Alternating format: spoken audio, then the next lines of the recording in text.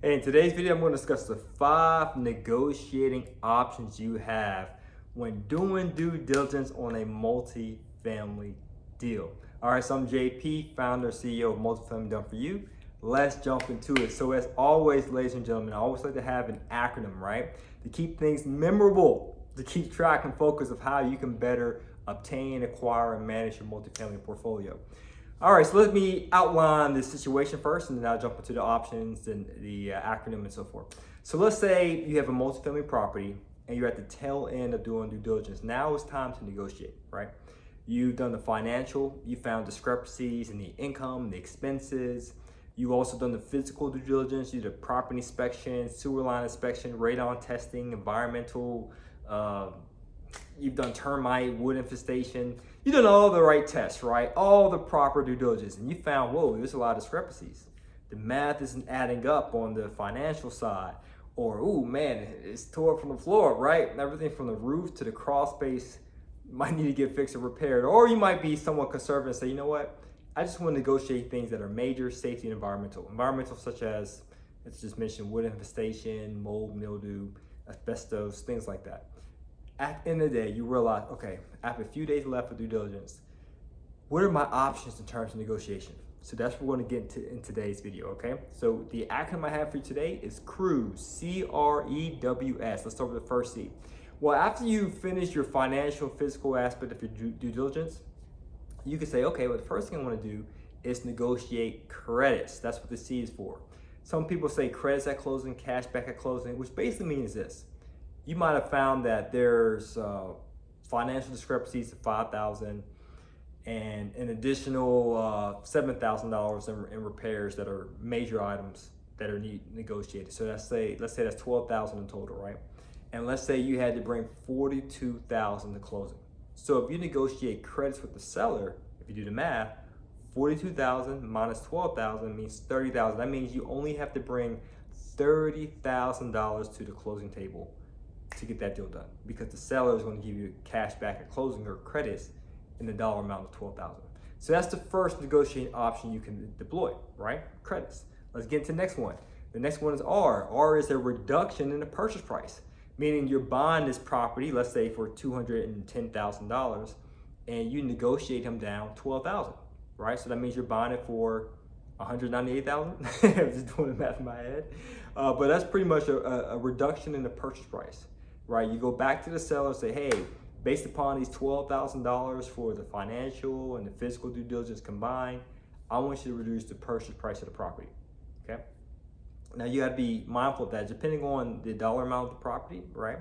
You don't wanna reduce it too low, especially with mortgage, if you have mortgage criteria, especially if you're buying like, who knows, a 5-unit for $100,000. I bought one before, we had a client, an investor buy one before, and if you continue to negotiate and twist the seller's arm to a purchase price to the point where it doesn't make sense for the mortgage broker to do it because they're commission only, and they're like, I'm not trying to get this small piece of commission off this $78,000 loan, it wouldn't make sense for them. Okay, so we have the C and the R, credits, reduction of purchase price. The next E is you can just eat it, and that's what a lot of investors do, meaning they realize that, maybe they don't realize it, but they just say they do. They give them a bit of a doubt. They realize that, okay, this property, there's some discrepancies with the income and the physical aspect of the property, $12,000. I'm not going to say anything to the seller because it's still a sweet deal. I'm just going to eat these costs. Sometimes it does make sense, right? If you're buying a property and you know it's distressed, then it may make sense for you just to eat those costs because you already have it factored into your purchase price and what you plan to do, your real estate strategy, especially if you're doing a fix and rent. It may make sense. But a lot of investors, they do this. They buy a property, and this is not giving them benefit of the doubt. They don't do anything with the financial or physical due diligence. And they end up eating this $12,000 cost because they didn't negotiate it. And they just happen to close and they realize, oh, wow, the income isn't what the seller said it would be, or the expenses are actually more than what I thought it would be. And that's just a result of doing improper due diligence or just not having the know-how to negotiate better. So they eat the cost. Let's get into the W. The W is walk. They will walk away.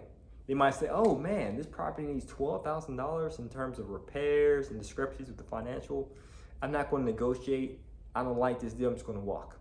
And I get that a lot from investors, where they might see, to them, they perceive it as a long laundry list of repairs.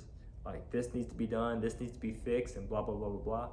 And they get overwhelmed by it, and they say, hey, I don't want this headache, I'm gonna walk away. Well, just keep in mind that, who knows, the seller may be willing to negotiate, and you might be able to get these things done immediately without you having to swing that hammer or you having to manage that property. Okay, so just because the property may need a tad bit of TLC doesn't mean you just walk away. But that's an option that you have. You can walk.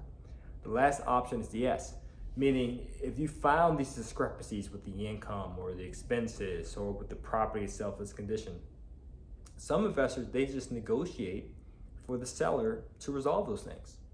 And sometimes it's not just the buyer who's coming up with these options for negotiation. Sometimes they might be persuaded by the agent, the buyer's agent or the listing agent. Well, the seller said he'll fix it. But just keep in mind, the seller's letting his property go.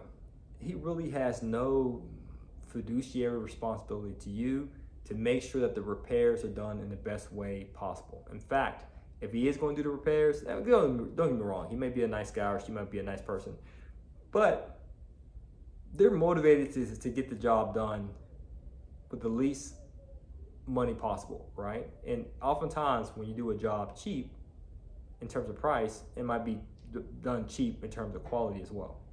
But that's the last option. The seller can resolve those matters on your behalf. Now, those are your options, okay? Now, depending on the deal, depending on your temperament, depending on who you're negotiating with, the seller, the agents, all those options could work, right? But if it's a deal I would like to pursue, my option, just in case you're asking, I prefer the C, the credits at closing. That's the reason why I listed it first. And one of the main reasons is, one, I'd rather get the cash back at closing, so it reduces the amount of capital I have to bring to the deal. So that leaves more capital in my pocket to reinvest into deal number 2, deal number 3, and so forth. And also, I'd rather make sure my team and I, who are vetted, do the repairs on my behalf and not the seller, okay? Now, if I put a lot of work or due diligence to this property, I don't just want to walk away or eat the cost myself. I do want to negotiate. I don't want the seller to do it. Reduction of purchase price, that could help, don't get me wrong. But one of the things I like to do with agents, if I'm working with an agent on the deal, our mission is their commission, and they get a commission based upon that purchase price. So by reducing the purchase price, yes, I will pay them less than commission, or they get paid less than commission, but I want them to keep finding deals for me.